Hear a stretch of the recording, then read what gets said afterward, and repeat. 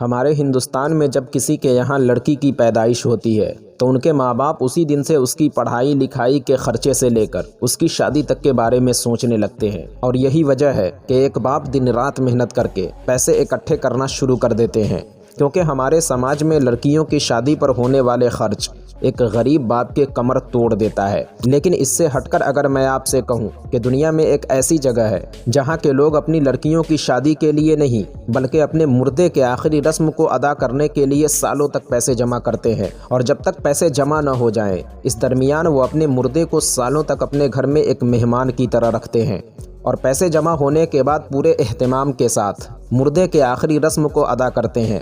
دوستو، ہم جانتے ہیں یہ بات سننے کے بعد آپ کو حیرانی ہو رہی ہوگی، لیکن زیادہ حیران مت ہوئیے، کیونکہ اس ویڈیو میں ہم دنیا کے کئی ایسے دھرم اور سوسائٹی کے بارے میں بتانے والے ہیں جن کے مردوں کے آخری رسم ادا کرنے کا طریقہ اتنا بھیانک اور ڈراؤنا ہوتا ہے جسے سن کر آپ کے رونگٹے کھڑے ہو جائیں گے۔ جی ہاں، کہتے ہیں کہ موت سے کس کی رشتہ داری ہے، آج میری تو کل تیری باری ہے۔ دوستو، موت ایک ایسی حقیقت ہے جسے ہر دھرم، مذہب اور سوسائٹی کے لوگ سچ مانتے ہیں۔ یہاں تک تو ٹھیک ہے، لیکن جب بات آتی ہے مرے ہوئے لوگوں کے آخری رسومات کی تو ہر دھرم اور مذہب کے لوگ مرے ہوئے لوگوں کے آخری رسم کو مختلف اور الگ تھلگ انداز میں ادا کرتے ہیں۔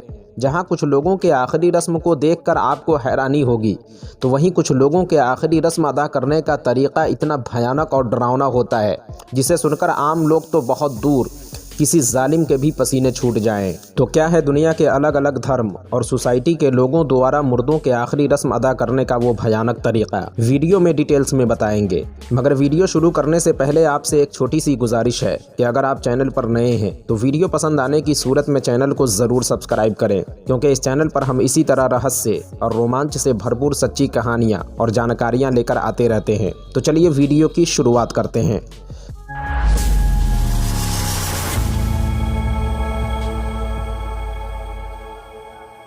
مرنے کے بعد مردوں کو کھانے کا رسم۔ جی ہاں دوستو، ملیشیا کے پاپوا نیو گنی قبیلہ، وہیں برازیل کا واری قبیلہ، ان دونوں قبیلوں میں صدیوں سے یہ رواج ہے کہ جب یہاں کسی کی موت ہو جاتی ہے تو اس قبیلے کے لوگ مرنے والے کا گوشت جانوروں کے گوشت کی طرح کھا جاتے ہیں۔ ان کا ماننا ہے کہ مردوں کے جسم کو کھا جانے سے مرنے والے اور ان کے رشتہ دار جو زندہ ہیں ان دونوں کے درمیان مضبوط رشتہ قائم ہو جاتا ہے، اور کچھ ماہرین کے مطابق مرنے والے اپنے خاندان اور رشتہ داروں سے امید رکھتے ہیں کہ وہ لوگ ان کے جسموں کو کھا جائیں۔ لیکن خوشی کی بات یہ ہے کہ یہ لوگ اب اس بھیانک اور خوفناک رسم کو چھوڑ چکے ہیں، مرے ہوئے لوگوں کا گوشت جانوروں کو کھلانا۔ جی ہاں، تبت کے رہنے والے بودھ دھرم کے لوگوں کا بھی یہی خیال ہے کہ مردوں کا جسم خود نہ کھا کر جانوروں کو کھلا دیا جائے۔ تبت کے لوگ اسے آسمانی تدفین کہتے ہیں، جبکہ اسی دھرم کے کچھ لوگ مرے ہوئے لوگوں کے ٹکڑے ٹکڑے کر کے جانوروں اور خاص کر پرندوں کو کھلا دیتے ہیں، اور کبھی یوں ہی کھلے میدان میں مردے کو رکھ دیا جاتا ہے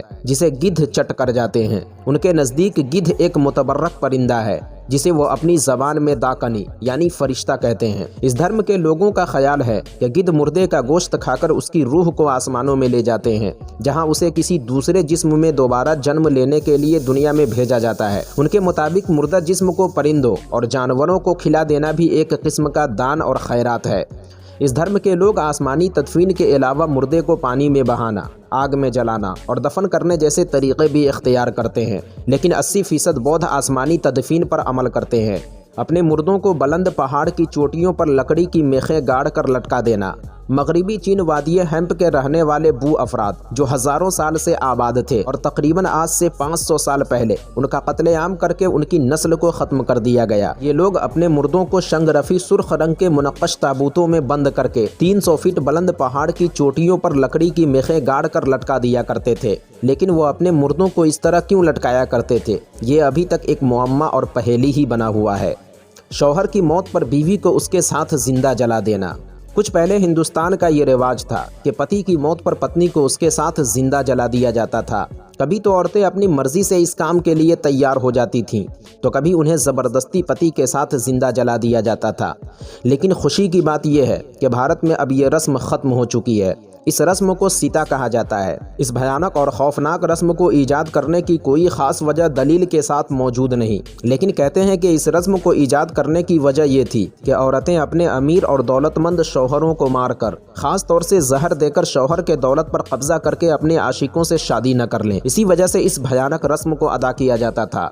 दूसरी वजह ये बयान की जाती है कि औरतें अपने शौहर के साथ दूसरी दुनिया में जाकर दूसरी दुनिया में मौजूद अप्सराओं से उसे बचा कर रखे। कहते हैं कि इस भयानक रस्म को करने के लिए कुछ औरतें तो अपनी मर्जी से तैयार हो जाती थीं, जबकि कुछ औरतें मुआशरे और सोसाइटी के दबाव और जुल्म सितम के खौफ से मजबूरन इस भयानक रस्म रिवाज के लिए तैयार होकर मौत को गले से लगा लिया करती थीं, क्योंकि शौहरों के मौत के बाद बेवा औरतों को अछूत समझा जाता था। उनके सर के बाल मुड़वाकर आश्रम में भेज दिया जाता था, जहां वो खैरात और सफ़ेद लिबास में ज़िंदगी गुजार दिया करती थीं। दूसरी शादी पर पाबंदी थी। बेवा औरत के साये से भी लोग परहेज़ करते थे। हिंदुस्तान के अलावा भी कुछ ऐसे ममालिक हैं जिनमें सीता जैसे भयानक रस्म रिवाज किए जाते थे, जैसे मिस्र, यूनान और सीथी वगैरह। खैर, वजह कोई भी हो, लेकिन ये रस्म रिवाज एक भयानक और खौफनाक रस्म रिवाज था जो बेवा औरतों पर एक खुला हुआ जुल्म था। यूरोप के समंदरी डाकुओं का रस्म भी सीता से कुछ मिलता जुलता था।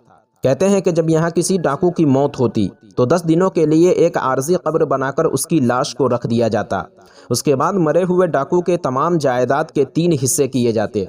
एक हिस्सा उसके ख़ानदान को दिया जाता, दूसरा हिस्सा उसके आखिरी रसूमात के लिए लिबास और साजो सामान बनाने में खर्च होता, और तीसरा हिस्सा शराब और दूसरी नशा आवर चीज़ों के लिए खर्च किया जाता। मरे हुए डाकू के ग़ुलामों और लौंडियों को उसके साथ मरने को कहा जाता, ताकि दूसरी दुनिया में वो उसका ख्याल रख सके।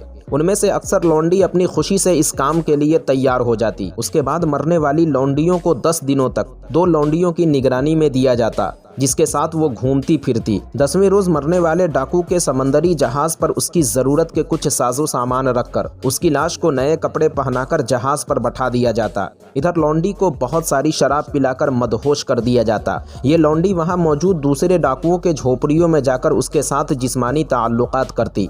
साथ ही वो इस बात का इजहार करती कि वो मरने वाले की मोहब्बत में इस काम को अंजाम दे रही हैं। कहते हैं कि आखिरी झोपड़ी में 6 से 7 लोग मिलकर उन लौंडियों के साथ हमबिस्तरी करते। फिर उसे जहाज के पास लाया जाता, जहां एक औरत उन लौंडियों के गले में रस्सी डालकर उसे खींचने का हुक्म देती और खुद उसके सीने में खंजर घोंप देती। अब ये लौंडी मालिक के साथ आखिरी सफ़र पर जाने को तैयार समझी जाती। फिर उसे भी जहाज़ पर मालिक के पास पहुंचाकर जहाज़ को आग लगा दी जाती, ताकि वो दोनों दूसरी दुनिया में पहुंच जाएं। मर्द की मौत पर औरतें उंगलियां काट लेती हैं। जी हाँ, इंडोनेशिया के घने जंगलों में बसने वाला दानी कबीला। जब यहाँ किसी मर्द की मौत होती है तो उस मर्द के ख़ानदान और रिश्तेदार की औरतें अपनी उंगलियां काट लेती हैं। उंगलियां काटने से पहले उंगली को धागे से बांध दिया जाता है, फिर आधे घंटे के बाद उसे कुल्हाड़े से काट दिया जाता है। इस कबीले में दर्जनों ऐसी औरतें हैं जिनके दोनों हाथों की सारी उंगलियां कट चुकी हैं। हर 7 साल बाद मरे हुए लोगों के हड्डी को बाहर निकालकर दोबारा नए कपड़े में लपेट कर दफन करना। मडगास्कर के लोग हर 7 साल के बाद अपने मुर्दों की हड्डियों को बाहर निकालकर उन्हें सिल्क कपड़ों में लपेटकर उन हड्डियों के इर्द गिर्द म्यूजिक चलाकर नाच करते हैं और फिर उन्हें दोबारा दफन कर देते हैं। उनके मुताबिक जब तक हड्डियां अच्छी तरह गलकर मिट्टी न हो जाए, उसकी रूह दूसरी दुनिया में अपने प्यारों से नहीं मिल पाती।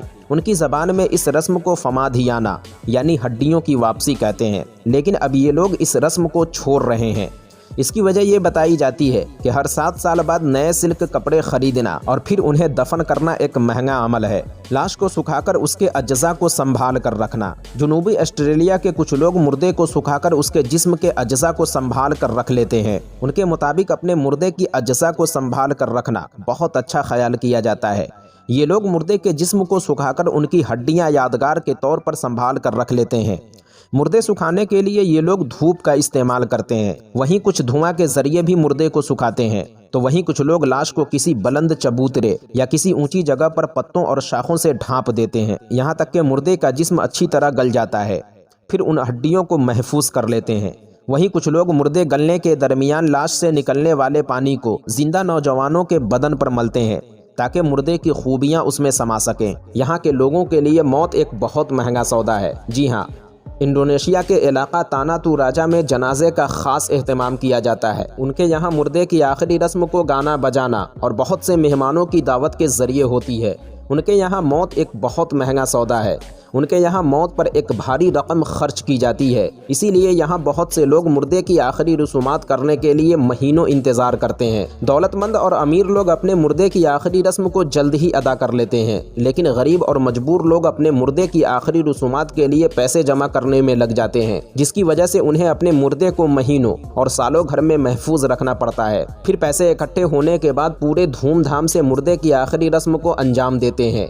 पैसे जमा करने के दरमियान मुर्दे को एक कपड़े में लपेटकर घर के अंदर किसी कमरे में लिटा देते हैं और जब तक पैसे जमा न हो जाएं, मुर्दों की देखभाल उसी तरह करते हैं जैसे किसी बीमार की जाती है। तो दोस्तों, आज की वीडियो में बस इतना ही। कैसी लगी मौत की आखिरी रसूमात के बारे में हमारी ये वीडियो कमेंट बॉक्स में ज़रूर बताना, और इसी तरह की इंटरेस्टिंग फैक्ट और इस दुनिया से जुड़ी अजीबो गरीब मालूमात देखने और सुनने के लिए हमारे चैनल को ज़रूर सब्सक्राइब करना। मिलते हैं एक और नई वीडियो के साथ, जब तक के लिए अपना ख्याल रखें।